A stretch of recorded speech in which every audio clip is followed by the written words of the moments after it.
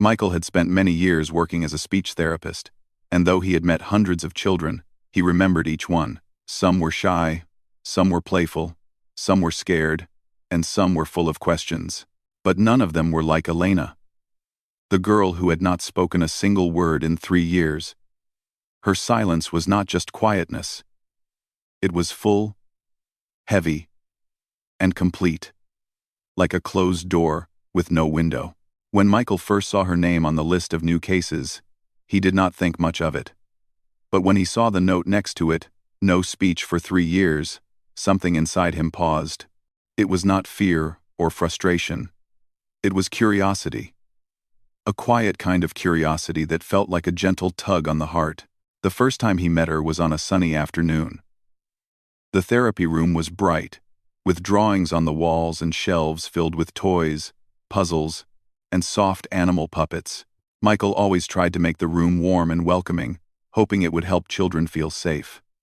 Elena entered the room slowly, holding the sleeve of her oversized sweater with both hands. She was small for her age, with long dark hair tied back in a simple braid. Her eyes were big and calm, too calm for a 10-year-old. Most children her age were full of energy. But Elena moved like someone who did not want to be noticed.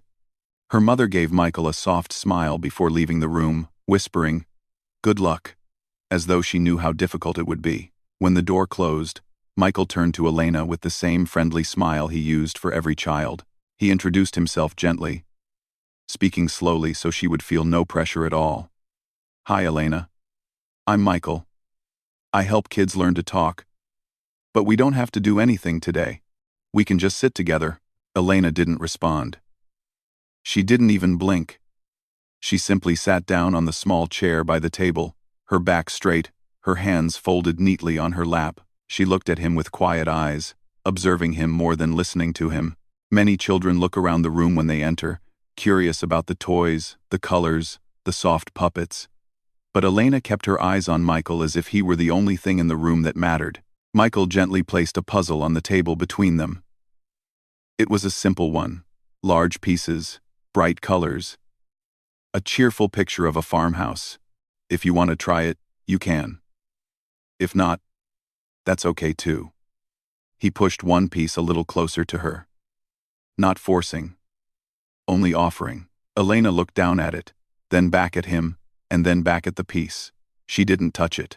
Michael's sessions usually involved questions, laughter, and playful challenges. But with Elena, he felt something different. He sensed that silence was not a wall she had built to keep others away. Silence was her language now, and he had to learn how to understand it. So he didn't ask her why she didn't speak. He didn't tell her to try. He didn't even ask her to point or gesture. He simply talked softly about small things, letting his voice fill the space in a gentle, steady way. He spoke about the sunshine outside, about how he used to struggle with puzzles when he was younger, about how he once put a puzzle piece in the wrong place and thought the sky belonged under the cow. He spoke in a light, humorous tone, hoping to make her feel that there was no pressure, no expectation. Elena did not laugh, but something in her eyes softened. She watched him like a person who had been quiet for so long that even sound felt like a new story. When the session ended, her mother returned and gave Michael a hopeful look. "Did she say anything?" she asked carefully, though she already knew the answer. Michael shook his head gently and said, "Not yet. But she stayed with me the whole time." That's a good start. And it was. He believed that being present, staying in the room, listening without turning away, those were small victories. And sometimes small victories were the seeds of big changes. Every week, Elena came back. She always sat in the same chair, with the same quiet posture. And every week, Michael tried a new approach. He read short stories aloud. He used hand puppets that moved their mouths in silly ways. He tapped rhythms on the table, hoping she might tap back. He drew simple pictures and left the pencil near her, offering but never insisting. She never took any of the items, but her eyes followed everything. She watched every movement he made. She watched his hands, his mouth, his expressions. She observed him so closely that sometimes Michael felt like she was studying him, learning him, memorizing him. He tried not to show any disappointment that she never responded. Instead, he spoke less and less each session, letting moments of silence stretch comfortably between them. He wanted to match her pace, not push her toward his. He hoped she would feel that the room was safe, that he could be silent with her without becoming impatient. Other therapists sometimes peeked into the room, curious about the girl who never spoke. They admired Michael's patience, though some quietly questioned whether he was wasting his time. But Michael didn't see his time with Elena as wasted. He believed that silence was not empty. Silence meant something. It meant she chose to stay in the room. It meant she trusted that he wouldn't force her to talk. And that, he felt, was meaningful. Once, during a session, he accidentally dropped a small wooden block on the floor. It made a soft tapping sound as it hit the wood. Michael bent down to pick it up, and when he looked up, he saw Elena watching him with a tiny crease between her eyebrows, like she was worried he might have hurt himself. It was a small reaction, but it warmed him. It made him feel like she cared, even if she didn't say a word. In another session, Michael began humming a simple melody. It wasn't a song with words, just a tune he remembered from his childhood. He didn't look directly at Elena, giving her space to absorb the sound. When he glanced at her after a few moments, she was not staring at him the way she usually did. Instead, she was looking down at her hands, her shoulders ever so slightly relaxed, as though the melody had soothed something inside her. Michael understood that he was slowly entering Elena's silent world, not breaking it, not shaking it, but gently stepping inside with care. And each time he did, he spoke a little less, used gestures a little more, and let his voice serve as a soft background instead of a demand. He had always believed that speaking was important, but with Elena, he learned something new, that listening could be even more powerful. One day, after a month of sessions, Michael noticed something unusual. Elena arrived early and was already sitting in her small chair when he entered the room. Normally, she came in with her mother and sat only after being guided. But today, she had walked in on her own. It was small, but significant. It meant she felt comfortable enough in this room to enter, without needing someone beside her. Michael felt a quiet joy bloom in his chest, but he hid it behind a calm smile so she wouldn't feel startled. He realized then that working with Elena was different from any other child he had ever helped. He did not see her silence as a problem to fix. He saw it as a message to understand. And though she hadn't spoken a single word to him, she had already told him so much through her eyes, her posture, her presence. Michael didn't know when or how she would speak again. He didn't know what moment would become the turning point. But he felt something deep inside him, a quiet certainty. Elena was listening, and one day, she would answer. Michael had always believed that every child had their own way of communicating, even if they didn't use words. But with Elena, he felt that belief growing stronger every day. She was different, not in a difficult way, but in a quiet, deep way that made him rethink everything he knew about therapy. With other children, progress could be seen in small steps.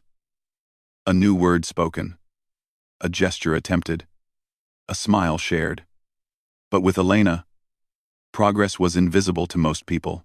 It lived between moments, in the way she looked at him, in the way she breathed a little easier, in the way her shoulders softened during silence. Over the next few weeks, Michael decided to try something new, something he had never done to this extent with any other child.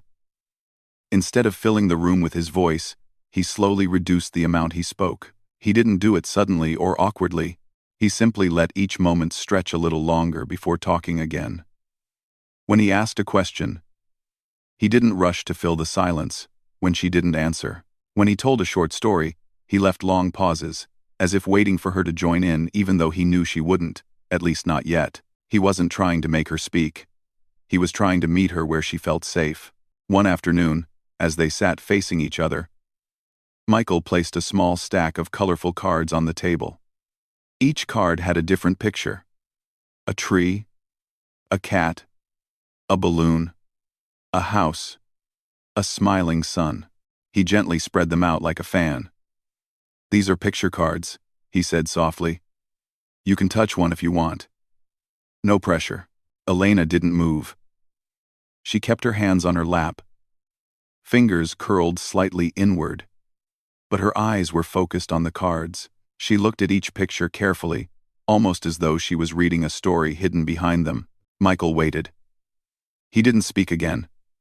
He simply breathed in a slow, steady rhythm, hoping to show that silence was comfortable.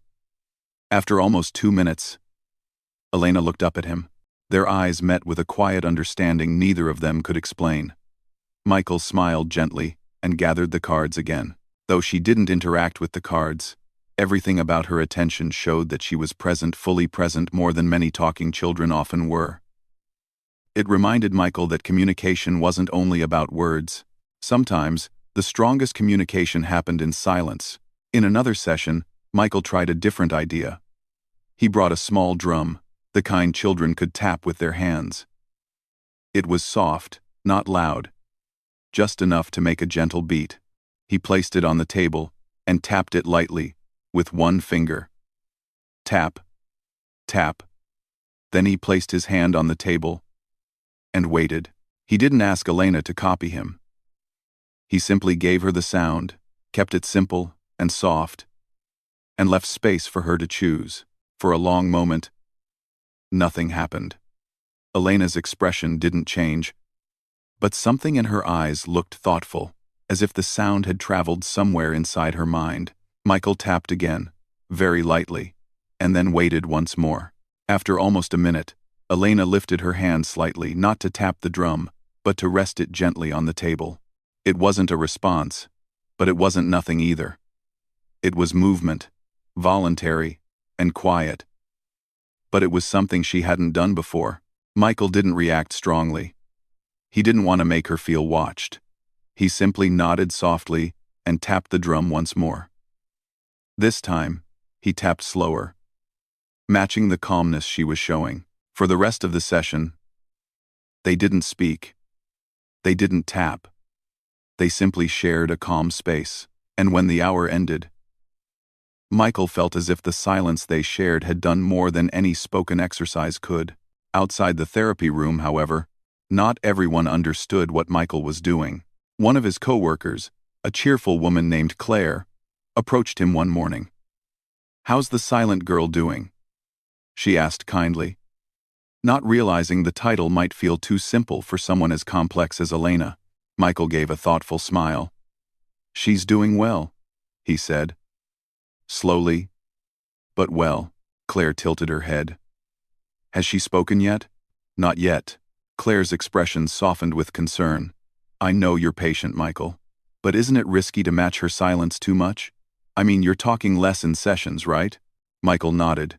"Yes. It's what feels right for her. She responds best when there's no pressure."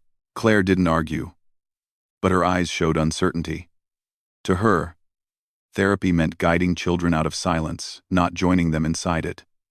But for Michael, this wasn't about pushing Elena forward. It was about earning her trust, at her pace. Over time, even outside of work, Michael noticed subtle changes in himself. He found that he spoke less during lunch breaks. He paused more often before answering questions. He used his hands more when explaining things, making gentle gestures instead of long sentences. He wasn't becoming quiet out of frustration. He was learning to communicate the way Elena communicated, through calm presence, through expression more than sound. It wasn't something he chose consciously. It naturally happened as he spent more time understanding her world. One day, he brought 2 small dolls to the session. One boy doll, with a little blue shirt, and one girl doll, with a soft pink dress. He placed them on the table between them and began moving them gently, making simple gestures. The dolls didn't speak. Of course, that was the point. He wanted to show Elena that stories didn't need words. He moved the dolls closer to each other, then apart, then made them wave. He kept the movements light and slow. Elena watched with her full attention, her eyes tracing every motion. Then something incredible happened, not loud, not big, but deeply meaningful. Elena lifted her hand slightly, and with the tip of her finger, she nudged the girl doll's arm upward. It was barely a movement, just a small lift, but it was the first time she had reached toward anything in the room. Michael's heart felt warm, but he didn't jump or smile too big. He simply followed her lead. He gently made the boy doll lift an arm to match her movement. Elena watched him, then looked back at the girl doll, her face still calm but with a tiny hint of awareness that something had shifted. It was the first time she had willingly interacted with something in the therapy room. As the days went on, Michael realized he was becoming more than just Elena's therapist. He was becoming someone who understood her silence without needing to label it, someone who respected it instead of trying to break it, someone who could sit in a quiet room for an hour and still feel that an entire conversation had taken place. People outside didn't always see this. They looked for big changes, spoken words, active gestures, sudden breakthroughs. But Michael had learned to see the small things, the softening of her eyes, the way she entered the room without hesitation, the way she tilted her head when he spoke, the way she reacted to the movement of dolls or the sound of a drum. One particular afternoon became a turning point, though neither of them knew it at the time. Michael began telling a simple story using hand gestures instead of words. It was a story about a bird flying over a garden. He moved his hand gently through the air, showing the bird gliding, dipping, and circling. Elena watched, her eyes following every motion. Then, very slowly, she lifted her own hand. At first, Michael thought she was adjusting her sleeve, as she often did, but instead, she raised her arm slightly and made a soft, fluttering gesture, small, delicate, but unmistakably intentional. She was copying him. Michael felt his breath catch for a moment, not in surprise, but in awe. He mirrored her movement softly, letting his hand follow the same gentle path. They continued for almost a minute, two hands moving silently through the air like birds sharing the same sky. It wasn't speech, but it was communication. It was trust. It was connection. At the end of the session, when Elena stood to leave, she paused at the door and looked back at Michael for just a second longer than usual. It was a small moment, but it said everything. She was opening a tiny window into her world, and Michael, without even realizing it, was giving a part of his own world in return. Michael had been meeting Elena for weeks now, and every small change in her behavior felt like discovering a new piece of a quiet puzzle. He never rushed her. He never pushed her. He simply followed the gentle steps she allowed, understanding that each one mattered. But one afternoon, something happened that even he did not expect. It was subtle, yet powerful, a moment that marked a new beginning. The room was calm that day. Sunlight came through the window, warming the table where Michael had set a few colored pencils and a blank sheet of paper. He wasn't planning to draw with her, but he liked giving options. Elena sat across from him, her posture relaxed just a little more than when they first met. She held her hands together as usual, but they were no longer tight or tense. It was as if she was getting comfortable with the silence they shared. Michael picked up a pencil and drew a small circle on the paper.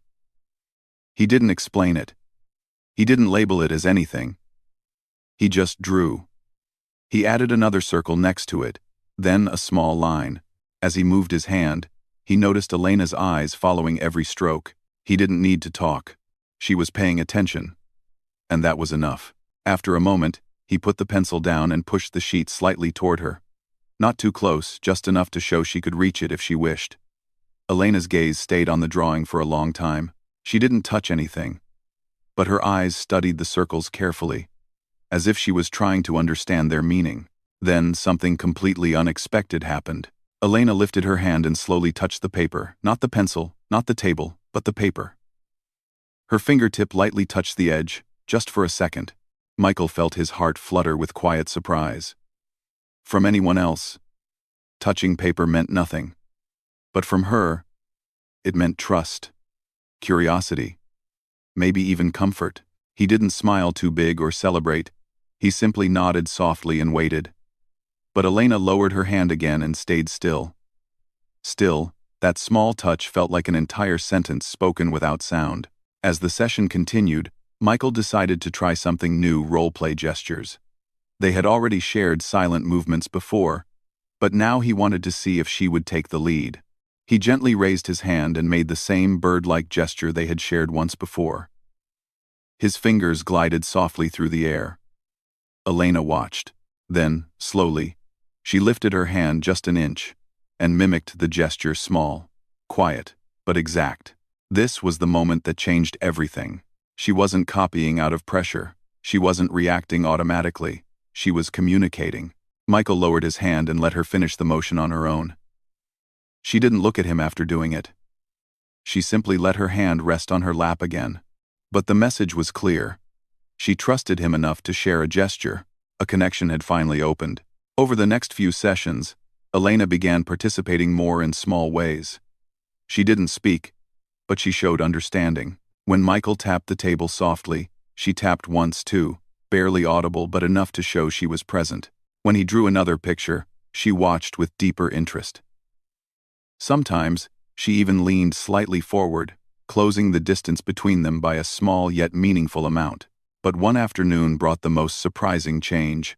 Michael entered the room early and set up a gentle activity using soft animal puppets. He placed them between them and waited. When Elena arrived, she sat down as usual, folding her hands. Michael picked up a small rabbit puppet and made it hop slightly. He then placed it on the table, facing Elena. She stared at the puppet. Then she slowly lifted her hand and nudged it with one finger. It wasn't a big push. It wasn't playful. It was gentle, almost cautious. But it was participation. Michael mirrored her movement, nudging the rabbit back. Elena watched, waiting. He moved it again, softly hopping it forward. This time, Elena moved the puppet slightly to the side. And just like that, they began a quiet game. Two people communicating through a puppet that had no voice but spoke with movement. The game lasted only a minute. But for Michael, that minute meant everything. Elena had not only responded but initiated. She had taken control of the moment in her own delicate way. However, something else began to happen during these silent sessions. Something Michael didn't immediately notice. His voice was becoming softer. Not just in sessions, but overall. When coworkers spoke to him, he found himself answering with fewer words. When someone asked him a question, he took longer before responding. Even at home, he noticed that he preferred quiet over conversation. He didn't feel tired or stressed. It wasn't a negative change. It was simply that he was mirroring Elena's world so deeply that it had begun shaping his own habits. One afternoon, his supervisor, Mr. Benson, observed his session through the small glass window. Afterward, he approached Michael with gentle curiosity. "You speak very little during your sessions with Elena," the supervisor noted. Michael nodded. "She responds best to quiet." "I can see that," the supervisor said thoughtfully. "But make sure you don't lose yourself in the process." Michael smiled softly. "I won't." He believed that. At least, at the time he did. But the more he worked with Elena, the more he found himself sinking peacefully into silence. It didn't feel harmful. It didn't feel like something was wrong. It felt natural. Like he had discovered a new way of being. Yet others could see the change before he could. One day during lunch, Claire sat next to him and said, "You're quieter than usual, Michael. Everything okay?" Michael shrugged lightly. "I suppose I am. I spend a lot of time in quiet spaces with Elena." Claire watched him with a thoughtful look. "Just make sure you protect your energy too. Silence can be peaceful, but it can also be heavy if you sink too deep." Michael nodded again, but he didn't feel heavy. He felt calm. Still, the comment stayed with him. He wondered if he was adapting too much to Elena's world. But then he remembered how far she had come, the gestures, the puppet play, the small touches. She was opening up, slowly but surely, and if matching her pace was what helped her, then he believed it was worth it. The real turning point of part 3 happened one afternoon when the room was exceptionally quiet. Michael was telling a short story using only gestures. He raised his hand to mimic a flower blooming. Elena watched closely. Then, she did something he never thought he would see so soon. She raised her hand and formed a shape with her fingers, her own version of a flower. It wasn't perfect. It wasn't clear. But it was hers. Michael watched with gentle amazement. She wasn't copying this time. She was creating. She had taken the lead. For almost 2 minutes, she continued making small gestures, adding details only she understood. Michael followed her rhythm this time, letting her guide the silent story. It was the first time Elena had taken control of their interaction. As she lowered her hand, Michael felt a softness in his heart, a sense of pride. Not in himself, but in her. She had stepped into the story, into the moment, into connection. When the session ended, she stood up, paused again at the door, and gave him a tiny nod, a silent thank you, perhaps, or maybe just recognition. Whatever it was hers. And it marked the beginning of a deeper shift, not only in Elena, but in Michael too. He didn't know it yet, but her silence was gently shaping his voice, and soon, that balance would change everything. Michael never imagined that silence could be so powerful. When he first started working with Elena, he believed silence was simply the absence of sound. But now, after months of gentle sessions, he understood that silence had its own weight. It could comfort, connect, protect, and even heal. But it could also slowly change a person in ways they didn't expect. The changes began quietly, almost invisibly. At first, it was only during his sessions that Michael used fewer words, but soon, the habit slipped into the rest of his day. When coworkers talked to him, he nodded more and spoke less. When someone asked him a question, he took longer to respond. Even when he was alone at home, he found himself moving quietly, as though sound itself had become something precious that he didn't want to disturb. He didn't feel worried about it. In fact, he felt peaceful. Silence didn't feel like emptiness to him, it felt full, like a soft space, where he could breathe more easily. He assumed the people around him would understand, but not everyone did. One morning, when he entered the therapy center, Claire stopped him gently. "You're really quiet these days," she said with a small smile. "Everything okay?" Michael nodded with the same calm expression Elena often wore. "I'm fine," he said softly. "Just spending a lot of time in silent sessions." Claire studied his face for a moment, then said, "Just don't forget to speak too. The rest of us would like to hear your voice sometimes." Her tone was playful, but the concern was real. Still, Michael didn't think much of it. To him, silence meant progress for himself and for Elena, but the real shift happened during a session that started like any other. Elena entered the room with a soft, relaxed expression. She sat in her usual chair, but this time, she sat a little closer to the table. Her hands rested easily on her lap, and she looked directly at Michael without hesitation. This eye contact alone felt like a small step forward. Michael placed a simple board game between them, not the kind with loud colors or complicated rules, but one that involved moving small pieces along a path. He didn't explain anything aloud. Instead, he placed his finger on the first piece and slowly moved it one space ahead. Then, he looked at Elena. She watched him carefully. Then she reached forward and moved another piece, just one space, just like he had done. It was a tiny gesture, but it showed something important. She was now comfortable enough to interact. The game continued quietly. Piece by piece, they moved along the board. Michael didn't speak at all. He didn't feel the need to. Their movements were enough. About halfway through the game, Michael felt a slight strain in his throat. It came suddenly, like a small reminder that he hadn't used his voice much lately. He swallowed gently, trying to ease the feeling, but it didn't go away. He ignored it and continued playing. Elena was taking her time, carefully watching each move. When the game ended, she placed her hands back in her lap. Michael smiled softly, picking up the pieces to put them away. He wanted to tell her she did well. He wanted to say something encouraging, but when he opened his mouth to speak, the words felt stuck. Not because he didn't know what to say, but because his voice felt tired, as though it had fallen asleep from lack of use. He forced a quiet whisper, "Good job." The sound was so soft that even he barely heard it. Elena looked up, surprised, not frightened, just curious. For the first time, she saw him struggling to speak. It was ironic, he thought. The girl who hadn't spoken in years was now watching him lose his voice. He tried again, clearing his throat gently. "Good job, Elena," he whispered, slightly stronger this time. She blinked slowly and looked at his throat, then back at his eyes, as if she could sense something was changing.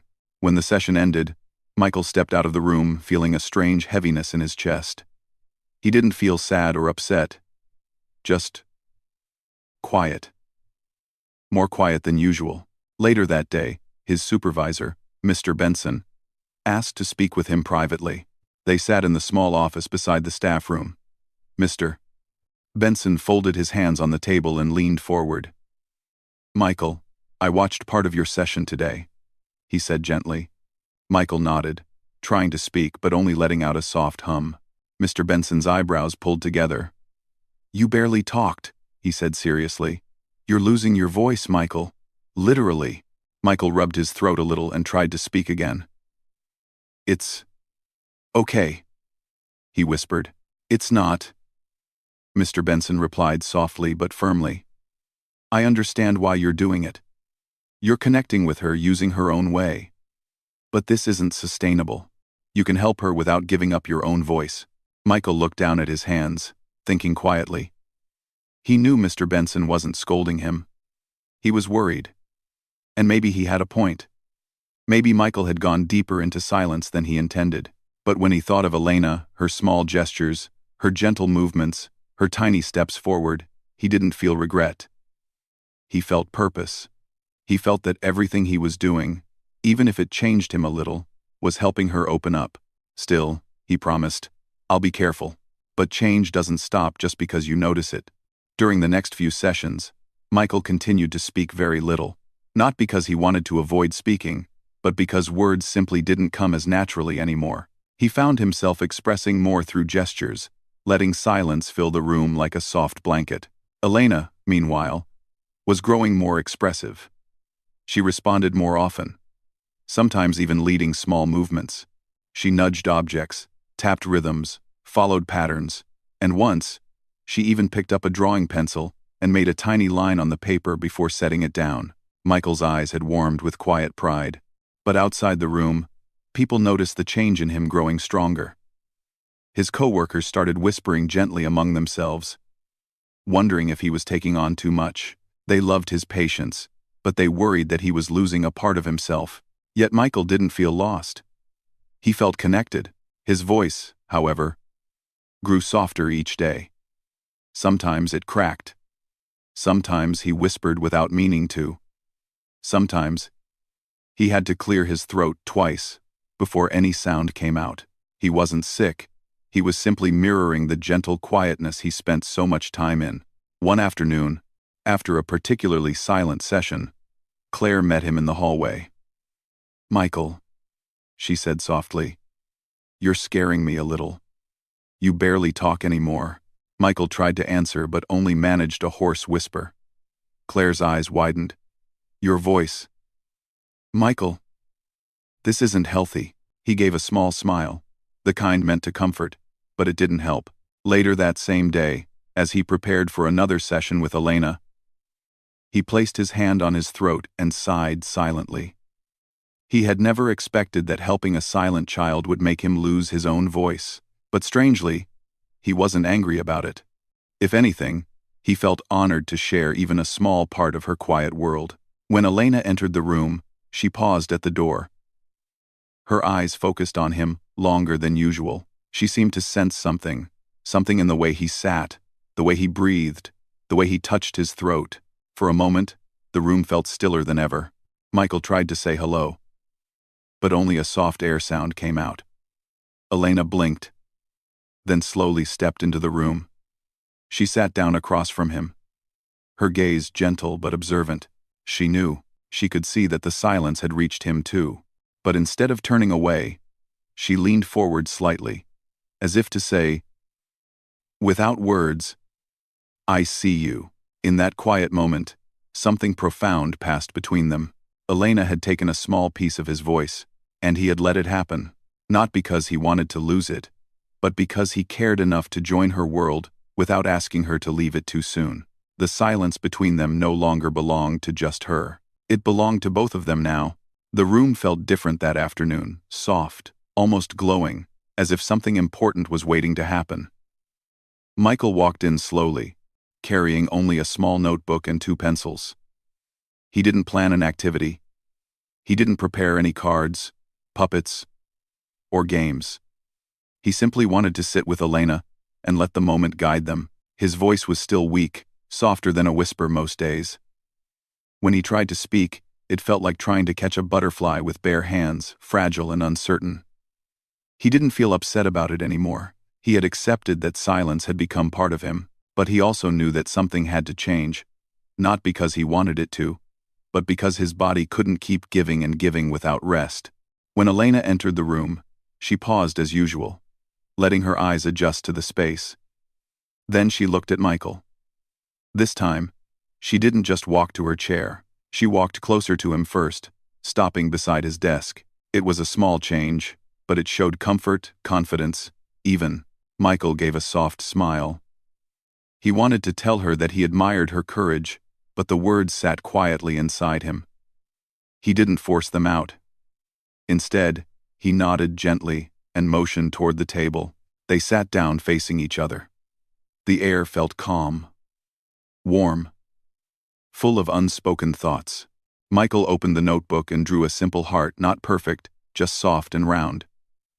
Then he pushed the notebook toward her. Elena looked at the drawing for a long time. Her eyes softened, and her shoulders relaxed.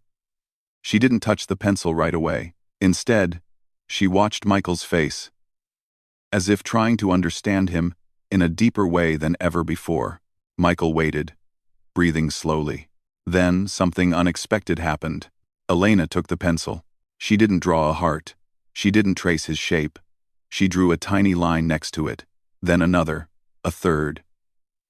They were small, simple marks, almost like footprints. When she placed the pencil down, she looked at him again. Michael felt something inside him shift, like a gentle opening of a door. He wanted to speak. He wanted to tell her how proud he was. He opened his mouth, but only a soft air sound came out. Elena didn't look confused. She didn't look frightened. Instead, she leaned slightly forward, watching him carefully, as if she understood exactly what he was trying to say without hearing any words. They sat like that for a few moments, quiet, connected, and wrapped in the calmest silence Michael had ever felt. But then, something even more unexpected happened. Elena moved her lips. Not fully, not loudly, but she formed a shape, a soft, careful movement, like she was practicing a word her heart had been holding for years. Michael froze, not out of shock, but out of disbelief mixed with hope. He leaned slightly forward, his eyes soft but wide with attention. Elena opened her mouth again. This time, a tiny sound came out. It was gentle, soft, almost a breath. But it was a voice, a real voice. Her voice. She tried again, and then, in a sound barely louder than the quietest whisper, she said it. Michael, his name, his own name, spoken by the girl who hadn't spoken in 3 years. For a moment, the world seemed to stop. Time didn't move. The room didn't move. Even the air felt still. Michael felt warmth spread through his chest, not like excitement or shock, but like pure sunlight. He tried to respond, to say her name back, but his voice didn't come. The words didn't form. All he managed was a soft exhale. Yet Elena didn't mind. She didn't need him to speak. She was already speaking for both of them. She looked at him as if she could feel his emotions even without hearing his voice. Her expression was gentle, almost comforting, like she was telling him with her eyes that everything was okay, that he didn't have to talk, that she understood. Michael touched his throat gently, not out of pain but out of habit. He had lost his voice slowly, piece by piece, over the months, and now here she was, giving something back to him, not his full voice, not instantly, but hope. For the rest of the session, Elena didn't speak again, but she didn't need to. One word was enough. One word could be the beginning of an entirely new chapter. After she left the room, Michael sat alone for a long time, feeling the echo of her voice inside his heart. It was the softest sound he had ever heard. But it was also the strongest. He knew something had changed forever. Later that day, Michael met with his supervisor again. Mr. Benson looked at him with concern. "Michael, your voice," he said softly, pointing to the notebook Michael carried. Michael nodded. He knew he had to say something important, even if he couldn't speak it out loud. He wrote on the notebook in simple words, "I need a short break." Mr. Benson read it and gently nodded. "Of course. You've given so much. Take your time." Michael felt a deep sense of relief. He loved his work, but he had forgotten something important. He needed to take care of himself, too. Silence had helped Elena, but too much silence had changed him in ways he hadn't expected. So he took a short leave from work. Not months, not a long break. Just enough time to rest, breathe, and let his voice find its way back. During those weeks, he spent his mornings walking slow paths through parks, listening to birds, watching sunlight through trees. The quiet felt different now, not heavy, but healing. It was like giving silence back to silence. Instead of letting it take too much from him, his voice slowly returned, not suddenly, but gently. One morning, when he tried speaking, a normal sound came out. Soft, but steady. He smiled at the sound, his own voice. Familiar yet new, and then he returned to work. The first day back, he went to the therapy room, feeling a mix of nerves and excitement. He wondered if Elena had changed too. When she entered, she paused for a moment, studying him like she always did. Then she walked to her chair and looked at him with soft, steady eyes. Michael smiled and said softly, but clearly, "Hello, Elena." She blinked in surprise. His voice was back, not loud, not forceful, but calm and warm. Elena looked at his throat, then at his eyes, and then something gentle passed over her expression, a sense of peace, like she was glad he had found his voice again. She didn't speak that day. She didn't need to. Her one word was still alive between them, floating in the quiet like a soft light. They returned to their gestures, their small activities, their calm rhythm. But now, they shared something new. She knew she could speak, and he knew he could speak again too. They had both found their voices in different ways. The story didn't end with Elena talking loudly or Michael becoming silent forever. Instead, it ended with balance. Elena learned that her voice was safe, gentle, and hers. Michael learned that silence could be shared. But he didn't have to lose himself to hold someone else's quiet world. As time passed, Elena began speaking more slowly, softly, but with growing confidence. And Michael remained her guide. Her calm space.